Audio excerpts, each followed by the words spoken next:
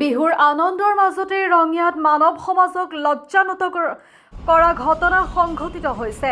দীৰ্ঘদিন ধৰি নৰপিশাচ পিতৃৰ যৌন আতিশয্যৰ বলি 13 বছৰীয়া মেধাৱী ছাত্ৰী। ৰহস্যজনক অৱস্থাত মৃতদেহ উদ্ধাৰ ছাত্ৰীগৰাকীৰ মৃত্যুৰ পিছৰে পৰা পলাতক অভিযুক্ত পিতৃ দুলাল মণ্ডল। ঘটনা সন্দৰ্ভত নিজ মাতৃকো হোৱাটছআপ যোগে অৱগত কৰিছিল মৃত ছাত্ৰীগৰাকীয়ে। মৃত্যুৰ পূৰ্বে ছাত্ৰীগৰাকীয়ে লিখি থৈ গৈছে দীৰ্ঘদিনীয়া পিতৃয়ে কৰা যৌন নিৰ্যাতনৰ সমগ্ৰ ঘটনা। ৰঙিয়া হাইৱে চুকত ভাড়াতীয়া হিচাপে আছিল পৰিয়ালটো। কুমাৰীকাটাত গেৰেজৰ গৰাকী পিতৃ দুলাল মণ্ডলে অহা যোৱা কৰি আছিল হাইৱে চকৰ ভাড়াঘৰত। দীৰ্ঘদিন ধৰি পত্নী আৰু কন্যাক শাৰীৰিক মানসিক নিৰ্যাতন কৰাৰ কথা উল্লেখ কৰিছে পৰিয়ালে।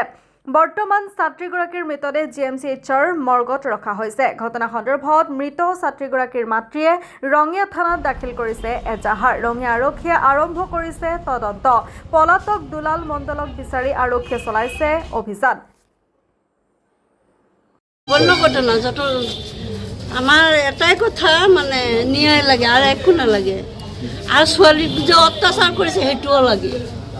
তাই যে তাক কৈছে এচিড দি পুরাই দিব বলি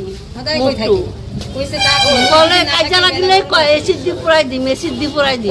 কিহৰ কাৰণে কয় এইটো কথা? কিমান লাই বেছি মই বেয়া কৰি দিম, মোক যদি নাথাকে মই বেলেগত মানে দেউতাকে হেৰি কৰা বুলি দিছে আৰু ধৰ্ষণ কৰা বুলি সেনেকৈ দিছে, কাগজত লিখি থৈ গৈছে।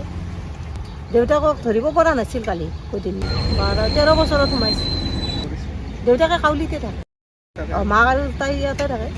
তাৰমানে তাই যিহেতু কাগজত লিখি থৈ গৈছে মানে দেউতাকে হেৰি কৰা বুলি দিছে আৰু ধৰ্ষণ কৰা বুলি দিছে, সেনেকৈ কৈছে।